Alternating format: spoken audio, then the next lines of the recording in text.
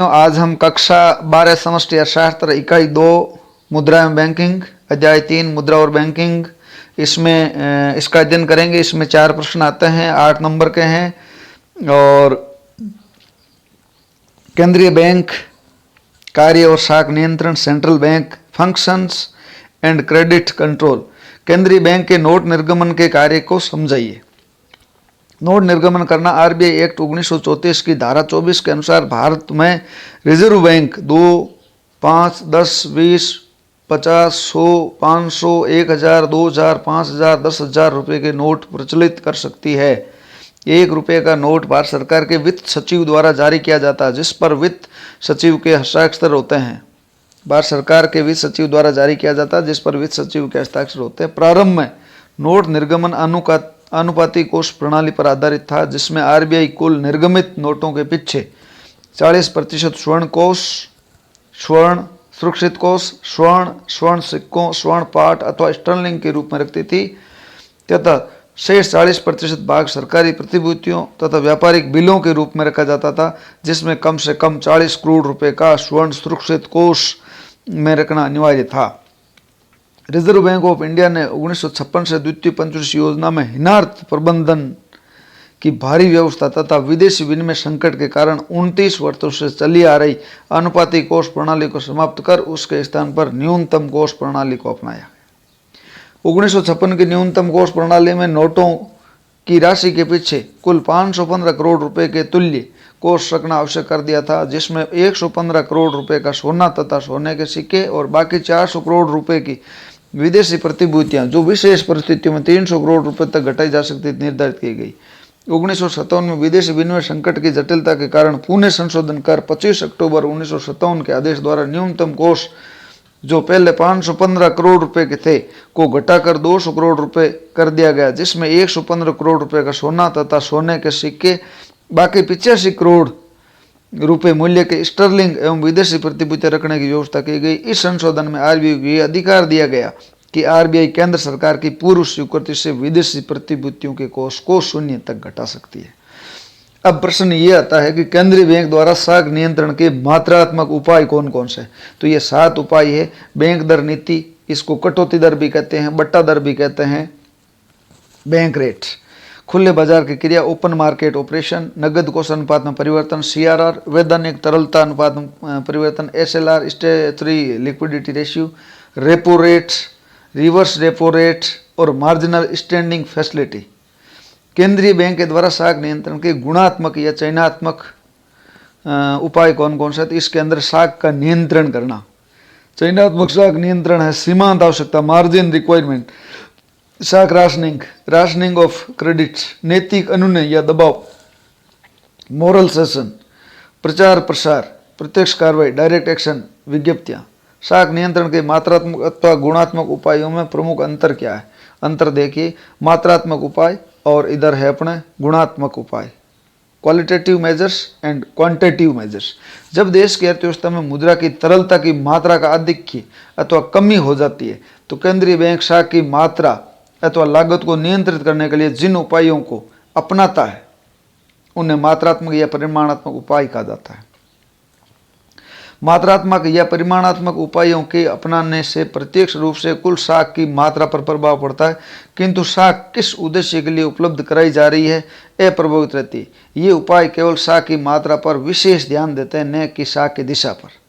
गुणात्मक जो उपाय है, केंद्रीय बैंक द्वारा शाख नियंत्रण हेतु कुछ गुणात्मक उपाय अपनाए जाते हैं, जिनका उद्देश्य अर्थव्यवस्था के विशिष्ट क्षेत्र में शाख को सीमित रखने का होता है। शाख का प्रवाह अनुत्पादक क्षेत्र से उत्पादक क्षेत्र की तरफ करने का प्रयास केंद्रीय बैंक की चयनात्मक शाख नियंत्रण नीतियों के द्वारा किया जाता है। मात्रात्मक उपाय को अपनाने से प्रत्यक्ष रूप से कुल मुद्रा की पूर्ति एवं शाख की मात्रा पर प्रभाव पड़ता है, किंतु शाख किस उद्देश्य के लिए उपलब्ध कराई जा रही है अप्रभावित रहता है। शाख नियंत्रण हेतु गुणात्मक उपाय भी अपनाए जाते हैं, जिनका उद्देश्य अर्थव्यवस्था के विशिष्ट क्षेत्र में शाख को सीमित करना होता है। मात्रात्मक उपाय केवल शाख की मात्रा पर विशेष ध्यान देते हैं, न कि शाख की दिशा पर, जबकि गुणात्मक उपाय है ये शाख की दिशा पर ध्यान देते हैं, न कि शाख की मात्रा पर। इनका उद्देश्य अर्थव्यवस्था के विशिष्ट क्षेत्र में शाख को सीमित करना होता है। मात्रात्मक उपाय है बैंक दर नीति, कटौती दर, बट्टा दर, खुले बाजार की क्रियाएं, CRR में परिवर्तन, SLR में परिवर्तन, repo rate, reverse repo rate, marginal standing facility. इधर चयनात्मक साख नियंत्रण है, सीमांत आवश्यकता, मार्जिनल रिक्वायरमेंट है, राशनिंग ऑफ क्रेडिट है, मोरल सशन है, नैतिक अनुनय या दबाव है, प्रचार प्रसार है, प्रत्यक्ष कार्रवाई और विज्ञप्तियां हैं।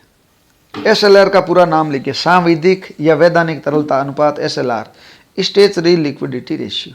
CRR का पूरा नाम नगद कोष अनुपात, कैश रिजर्व रेशियो। OMO का पूरा नाम खुले बाजार की क्रिया, ओपन मार्केट ऑपरेशन। भारतीय रिजर्व बैंक की स्थापना कब हुई? RBI, reserve Bank of India की स्थापना 1 अप्रैल 1935 को हुई। रिजर्व बैंक का मुख्यालय एवं केंद्रीय कार्यालय कहाँ स्थापित हुआ और कब कहाँ? प्रारंभ में रिजर्व बैंक ऑफ इंडिया का केंद्रीय कार्यालय कलकत्ता में स्थापित हुआ, तत्पश्चात 1937 में उसे मुंबई में स्थानांतरित कर दिया गया। रिजर्व बैंक का राष्ट्रीयकरण कब किया गया? रिजर्व बैंक का राष्ट्रीयकरण 1 जनवरी 1949 को किया गया। भारतीय रिजर्व बैंक की स्थापना किस अधिनियम के प्रावधानों के अनुसार हुई? भारतीय रिजर्व बैंक की स्थापना भारतीय रिजर्व बैंक अधिनियम 1934 के प्रावधानों के अनुसार हुई। Reserve Bank of India act 6 अगस्त 1934 को पारित किया गया। भारतीय रिजर्व बैंक के प्रबंधन एवं संचालन का ढांचा समझे। भारतीय रिजर्व बैंक ऑफ इंडिया, भारतीय रिजर्व बैंक भारत का केंद्रीय बैंक है। भारत में बैंक के रूप में इसकी स्थापना 1 अप्रैल 1935 में हुई। प्रारंभ में इसका केंद्रीय कार्यालय कलकत्ता में स्थापित किया गया, तत्पश्चात 1937 में से मुंबई स्थानांतरित किया गया।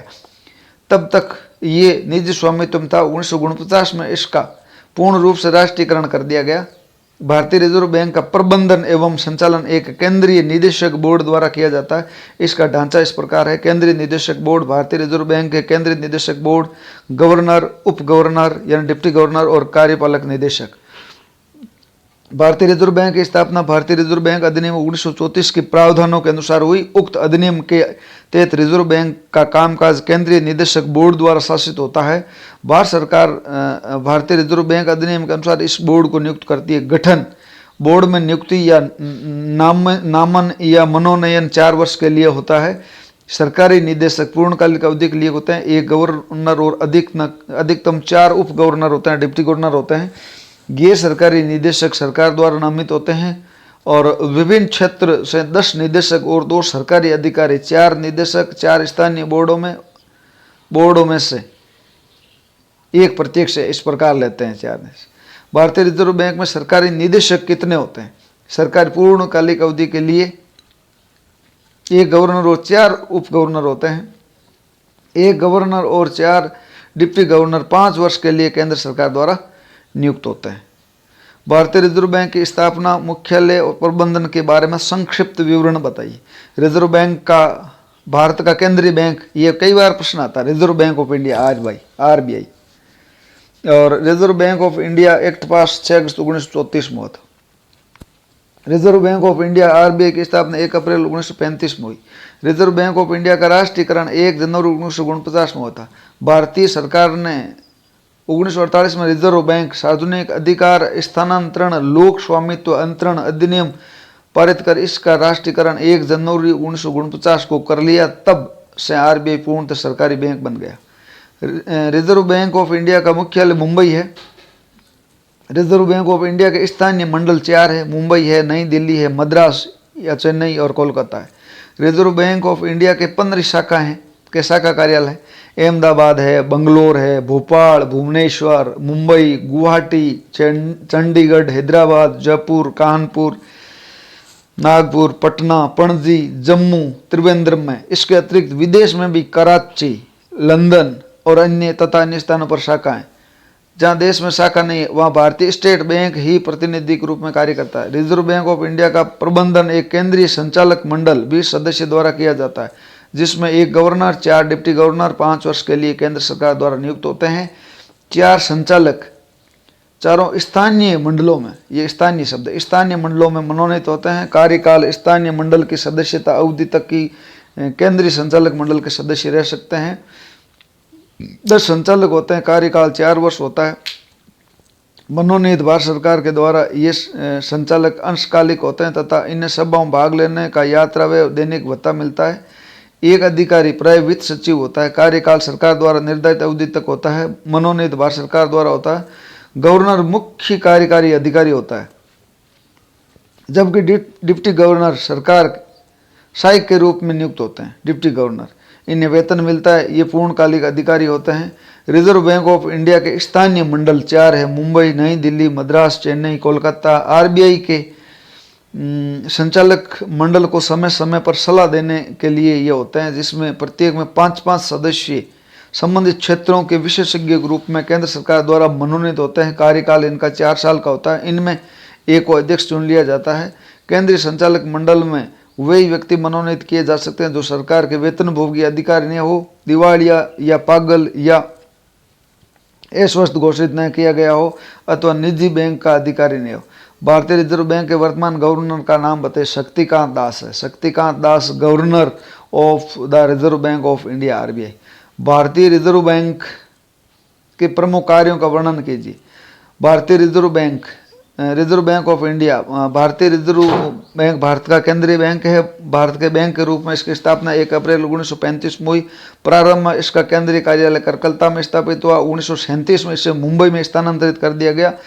तब तक ये निजी स्वामित्व में था। 1 जनवरी 1949 को इसका पूर्ण राष्ट्रीयकरण कर दिया गया। भारतीय रिजर्व बैंक का प्रबंधन एवं संचालन एक केंद्रीय निदेशक बोर्ड द्वारा किया जाता है। रिजर्व बैंक के कार्य। भारतीय रिजर्व बैंक द्वारा संपादित किए जाने वाले प्रमुख कार्य इस प्रकार है: मुद्रा जारी करता, अर्थव्यवस्था में आम जनता को अच्छी गुणवत्ता वाली करेंसी नोट्स व सिक्कों की पर्याप्त मात्रा उपलब्ध कराने के उद्देश्य से करेंसी जारी करता है। भारतीय रिजर्व बैंक भारत की करेंसी रुपया, जिसका संकेत ये आपके रुपये वाला चिन्ह है, परिचालन योग्य नहीं रहने पर करेंसी और सिक्कों को भी नष्ट भी करता है। भारत में 1 रुपये का नोट सरकार द्वारा जारी किया जाता है, जिस पर वित्त सचिव के हस्ताक्षर होते हैं। मौद्रिक प्राधिकारी होता है, देश की अर्थव्यवस्था के लिए मौद्रिक नीति तैयार करता है, उसका कार्यान्वयन और निगरानी भी करता है। मौद्रिक नीति का प्रमुख उद्देश्य मूल्य स्थिरता बनाए रखना होता है और उत्पादक क्षेत्रों को पर्याप्त ऋण उपलब्ध करवाना होता है। वित्तीय प्रणाली का विनियामक भी है। बैंकिंग प्रणाली में लोगों का विश्वास बनाए रखना और जमाकर्ताओं के हितों की रक्षा करना रिजर्व बैंक का प्रमुख उद्देश्य होता है। इसके अतिरिक्त जनता को किफ़ायती बैंकिंग सेवाएं उपलब्ध करवाने के उद्देश्य से रिजर्व बैंक बैंकिंग परिचालन के लिए विस्तृत मानदंड निर्धारित करता है। इसके अंतर्गत देश की बैंकिंग और वित्तीय प्रणाली कार्य करती है। विदेशी मुद्रा प्रबंधन अधिनियम 1919 के अंतर्गत रिजर्व बैंक विदेशी व्यापार और भुगतान को सुविधाजनक बनाने के लिए कार्य करता है। इसी के साथ भारत में विदेशी मुद्रा बाजार के क्रमिक विकास हेतु कार्य करता है। विकासात्मक भूमिका। राष्ट्रीय उद्देश्यों की प्राप्ति के लिए रिजर्व बैंक व्यापक स्तर पर प्रोत्साहनात्मक कार्य करता है। विभिन्न क्षेत्रों के विकास हेतु मार्गदर्शन प्रदान करता है। रिजर्व बैंक वित्तीय संस्थाओं को इस प्रकार वित्तीय मजबूती प्रदान करता है। और संबंधित कार्य देखें तो उपरोक्त कार्यों के अतिरिक्त रिजर्व बैंक अनेक अन्य कार्य भी संपादित करता है, जो इस प्रकार है। सरकार का बैंकर है। रिजर्व बैंक केंद्र और राज्य सरकारों के लिए व्यापारी बैंक की भूमिका अदा करता है, उनके लिए एक बैंकर का कार्य भी करता है। वित्तीय संकट की स्थिति में रिजर्व बैंक भारत सरकार की आर्थिक सहायता भी करता है। बैंकों का बैंकर है। भारतीय रिजर्व बैंक सभी अनुसूचित बैंकों के बैंक खातों को विनियमित करता है। देश में मौद्रिक आधार परिवर्तित करने के लिए समाशोधन गृहों की सुविधा प्रदान करता है। रिजर्व बैंक अधीनस्थ बैंकों के लिए अंतिम ऋणदाता के रूप में भी कार्य करता है। सूचना प्रकाशित करता है। रिजर्व बैंक मुद्रा साख और देश की आर्थिक स्थिति के बारे में विश्वसनीय जानकारी प्रकाशित करता है। रिजर्व बैंक के कुछ महत्वपूर्ण वार्षिक प्रकाशन अर्धवार्षिक, त्रैमासिक एवं मासिक अवधि के प्रकाशित होते हैं। वार्षिक प्रकाशन भारत की बैंकिंग की प्रवृत्ति और प्रगति रिपोर्ट, करेंसी और वित्त पर रिपोर्ट, भारतीय अर्थव्यवस्था पर सांख्यिकी की हस्तपुस्तिका। मासिक प्रकाशन है भारतीय Reserve bank bulletin, monetary and credit information review. तो ये इस प्रकार आपके रिजर्व बैंक के कार्य हैं और अच्छे ढंग से आप इस यूनिट को पढ़ें, कमेंट दर्ज करें, वीडियो को लाइक करें, शेयर करें, चैनल को सब्सक्राइब करें और अपने दोस्तों को